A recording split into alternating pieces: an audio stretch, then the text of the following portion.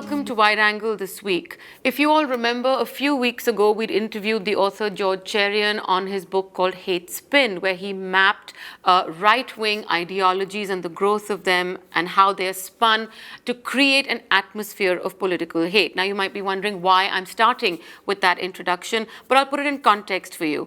Today, we have with us Farah Pandith. She was President Barack Obama's special representative to Muslim communities, a major outreach initiative taken by the US administration during his presidential years when, again, we talked about polarization, racial discrimination, profiling, all this in what was being seen as a way to improve security. All of us are dealing with radical narratives, terror threats, but where is the line between security and human rights? Where is the line between extremism and polarization, or indeed between safety and racial profiling? To talk about all these issues, Farah Pandith is with us. Farah, thank you so much for being on the show with us.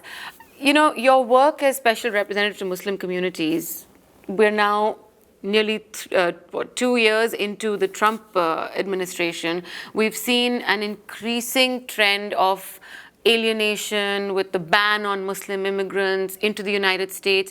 Narratives around the world become like an us versus them issue. Here in India, we're facing the same thing.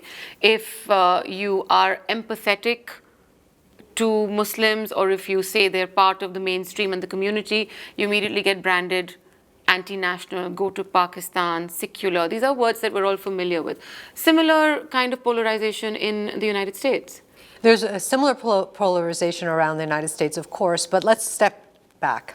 What are we talking about in the modern era, in the post-9/11 world, where us versus them narratives have increased across the globe? Right. This is not just about terrorist organizations that would use Islam for their nefarious ends. This is not just about neo-Nazis. This is not just about, there are many different pulls around this issue of identity and belonging that are happening within countries, happening within communities. In the context of all of that, the question of identity becomes a very central and very important question for young people that are growing up. So what you are seeing is the ecosystem in which young people are being raised, being influenced by both the narratives of us versus them that are coming out of governments, out of government leaders, and civil society themselves, alongside the cues that they get from regular life and how they live through their lives. So all of these things come together in a very dangerous way. And as we look at the world today in 2018, what we're seeing is commonalities across the globe around an us versus them, while we see an increase of understanding of how dangerous that can become.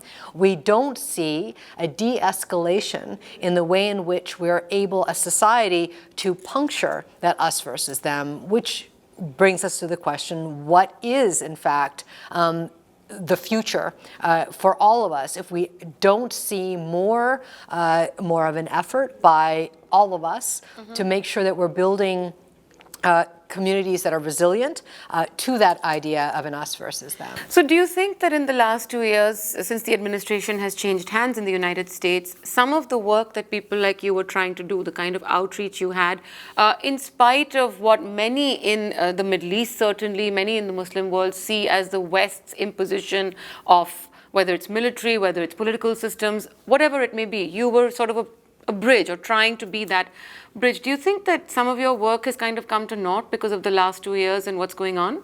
One of the things that we did learn, and we learned this very early right after 9/11, is that governments, specifically the United States government, did not have legitimacy in communities to be able to talk about the issue of identity. I mean, obviously things happen at a very granular grassroots level, and we have to do more to listen to what the grassroots are saying, how they understand themselves, what's taking place in their own communities, and how can we as government be the convener and the facilitator and the intellectual partner with the ideas that we hear on the ground. So that's a very important piece of information that we learned. How did we apply it? We applied it by listening to what was needed finding ways that government could connect like-minded voices around the world, to bring networks of like-minded thinkers together to create the kind of movement that we need, and very importantly, Maya, to invest in ideas that had promise within particular locales to actually bring about counter-narratives that had credibility. So we learned all of this, and while the United States government was not at scale by the end of the Obama administration, we certainly learned from both the Bush and the Obama administration what more needed to be done. The danger today is that the United States government hasn't invested in the way they could have in the last couple of years around this issue of protection of youth. And that becomes a question around policy, what this president thinks is important. What we know for sure is that hard power can't puncture ideologies. It is only soft power that can do that. To be able to fight the fights that we are dealing with today around terrorist organizations and other movements that are built upon us versus them, we must have a global soft power strategy that scales up at the pace that we need it, those efforts that can recalibrate communities and do a better job. When you ask the question, are the things that I did now not important or they're not being attended to, I would say that the seeds were planted in the years after 9/11, and some of them have grown. Some of these networks are actually doing amazing things, and more NGOs are taking on that promise of investment in communities in new ways. And in fact, Maya, other governments around the world are picking up where we have slowed down. Right. So a couple of issues that come up when we have these conversations about how to combat extremism. We're at a conference in Delhi on countering violent extremism, or CVE. You call yourself a CVE firebrand on your Twitter profile. And people don't even know what you're saying. It's alphabet soup when you say this. And one of the issues that researchers in this field are also encountering is that, on the one hand, we talk about soft power and the need for soft power. On the other hand, the state, is it really committed to using a soft power strategy or not? Because critics will say you're trying to use soft power to fundamentally profile one community. And the follow-up to that is, are we only talking about using these steps and looking at ideologies when it comes to Islam and Islamist terror groups and Islamist extremism? Or are we ready globally to expand those conversations? I, in my introduction, talked about right-wing ideologies. Can we do that? So you ask a lot of questions, and they're all really important. So let me try to unpack some of that. Yeah. One is the alphabet soup question. Yeah. Okay. Whatever way you want to look at this issue, we understand that ideology of us versus them, that narrative is a narrative that extremist groups use, all kinds of extremist groups use that to bring them on board.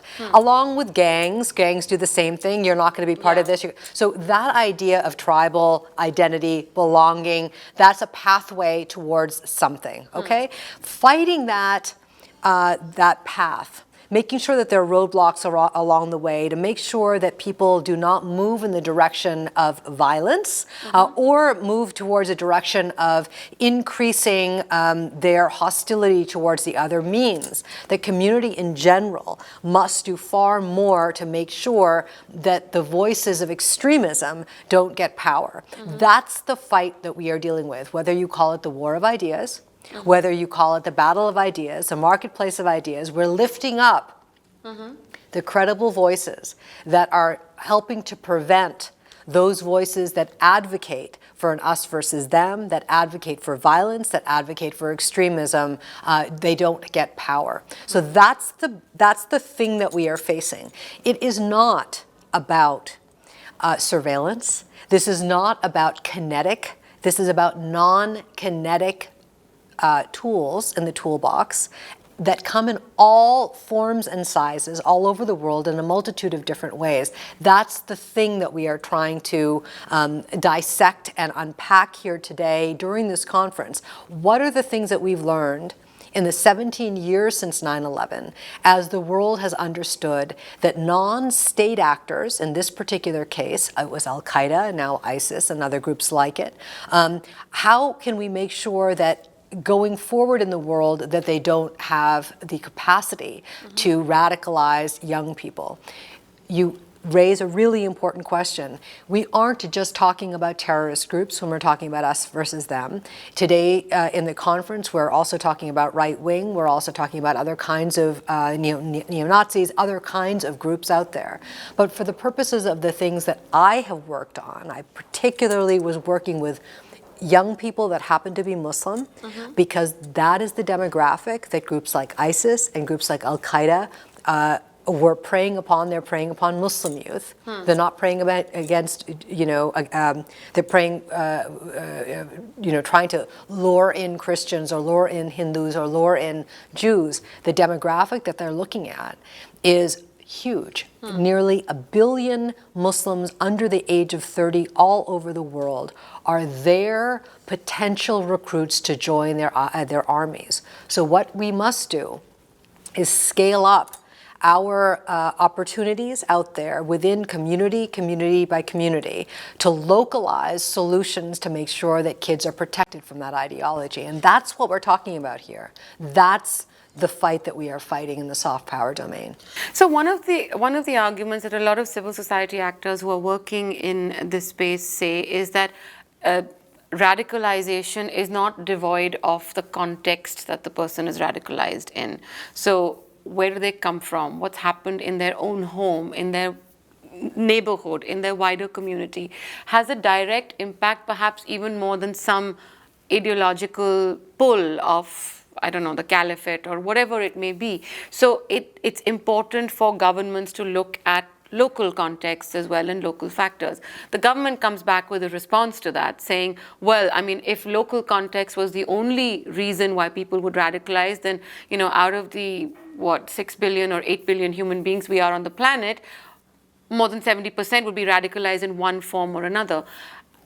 So there is a conflict there in that argument. So do you look at local context or do you not look at local context? Is there a push? Is there a pull? I mean, which way does it go? Let's back up for a moment. On the issue of terrorist organizations like ISIS and Al-Qaeda, those organizations that use Islam for their nefarious ends, let me very specifically talk about that. The ability for us to create the antibodies within a community requires us to understand the locality. It requires us to understand what's happening around. Authentic, credible, local voices are the only ones that can puncture external voices coming in. So when you listen to NGOs talk about the system, changing the system and making sure we understand what's happening at a local level, what's happening here in Delhi may not be the same solution in this part of Delhi than another part of Delhi. We have to understand what's happening around us. Just the way gangs recruit, it is very, very, very, very localized. An influencer in this part of the city is different from an influencer from another part of the city. So understanding that local context is obviously super important, but it doesn't mean that, that because you are from a particular locale, you are painted with a particular brush, and that's the only thing that's going to happen to you. What I want to say here around young people who we've understood in the years since 9/11 that have moved towards joining groups like Al-Qaeda or ISIS, what I know from having traveled to nearly 100 countries around the world as special representative and talking to young Muslims under the age of 30, no matter where in the world they've been, Maya, whether it's been a Muslim in a Muslim majority country or it's a Muslim that's lived as a minority, millennial Muslims and Generation Z have one commonality, and that is the question of identity.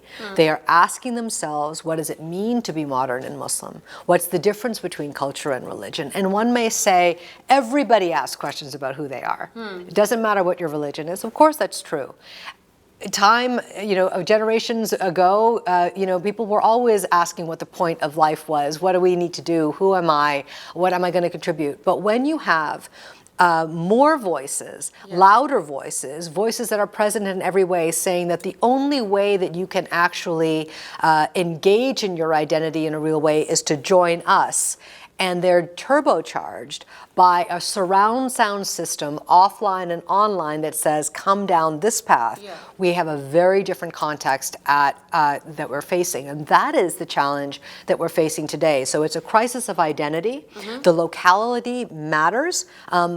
In terms of the solutions, who are the authentic voices that are fighting it. But if you don't understand the crisis of identity, you cannot then understand all the things that you need to do to make sure that that young person has a path forward to have agency. So on this issue of crisis of identity, do you think that because we see the way, say, Western Europe defines secularism, or the separation of the church and state in the United States, different examples from different parts of the world.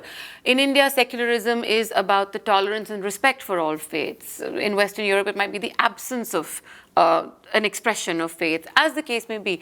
The conflict is really between perceptions of orthodoxy and the confusion of orthodoxy with radicalization. I think, is that a challenge that's also being sort of tried to, the people are trying to understand and take it apart and create some conversation there? Understanding and navigating identity is complex. Yeah.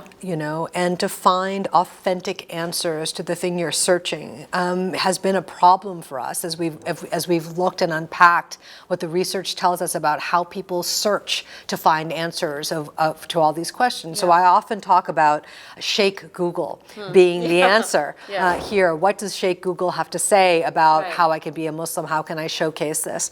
But we are also talking about digital natives who don't necessarily have to only go to an external source, but they're going to their peers. And that's a very important part in this conversation. It isn't what comes from the top down.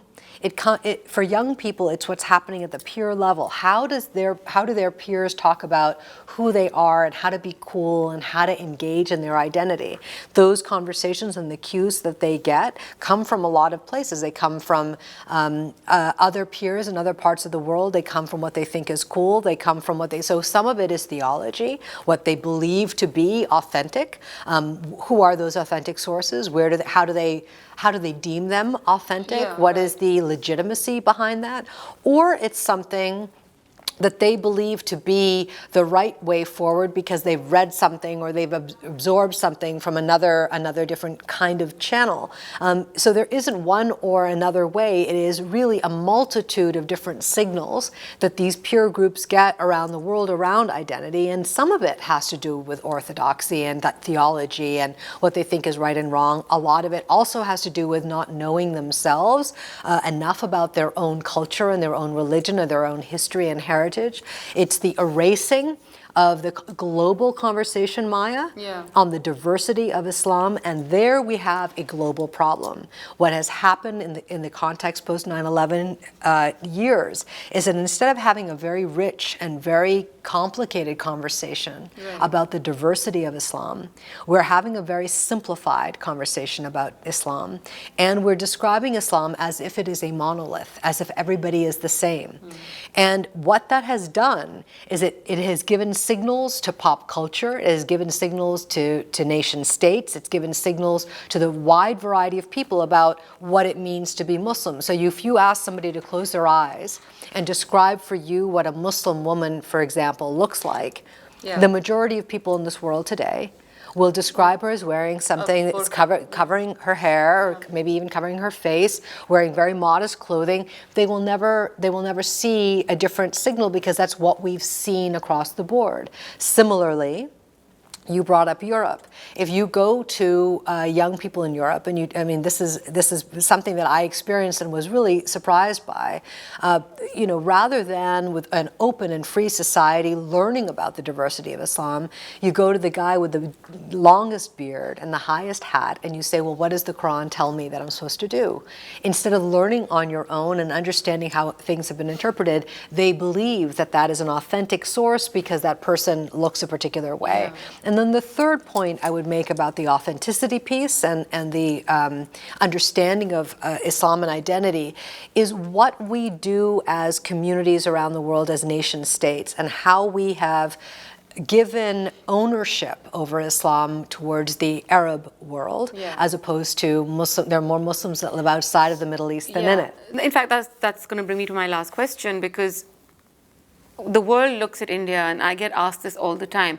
India has all the ingredients for an explosion of radical extremism and radical Islam, and yet you don't see it happen. The Spiders of the Caliphate report that came out 2 weeks ago has cluster points of online activity by ISIS where they end at Afghanistan, Pakistan, and they resume again from Bangladesh. And there's this whole dark space where India is, and the answer one gives is that there's a different kind of Islam over here. So what are the lessons you think India can offer the rest of the world in how to deal with multicultural populations? Look, this is a really important point. The mistake that has been made, including by my own country, is to assume that because of your own narrative story, you somehow are immune to the ideology of extremists, that you somehow have a protection force that is going to make sure that your young people aren't infected by this us and them ideology, but by this appeal of a force that's greater than we've ever estimated. We have consistently underestimated the threat. And what I'd say about India as the second largest country in the world of Muslims, that there is a lot more India should be doing about the self-realization of what could happen, and not be so self-absorbed to believe that because of their history that they have inoculation, but to similarly also understand the power India has in telling its own story, but you can only tell that story if you actively engage in it. You can't just assume everybody knows how diverse India is vis-a-vis its Muslims. You can't assume that everybody here in this country, the young millennials, the young Generation Z, understands the complexity of diversity of India's Islam, nor can you assume to believe that nothing will ever happen here. So what I would say to India, as both civil society and to the government, is that the plan of action around soft power to engage Muslims and non-Muslims in a conversation about dignity and mutual respect is very, very important, so that we are puncturing the us versus them. Secondly, to make sure that young people are getting the signals and understanding the history in a real way, so that it makes sense to them, and they can sort of own it. And thirdly, and most importantly, that India does not allow external forces to come into this country and to tell Indian Muslims how to be Muslim. And by that, I do not just mean countries along India's border. I also mean countries in the Gulf that have demonstrated over the course of decades that they have the ability to persuade by virtue of a so-called legitimacy around a narrative of Islam. The only way India can inoculate from the external forces is to go all in, to build a comprehensive strategy of government and civil society to do the things that we've talked about for the last few minutes.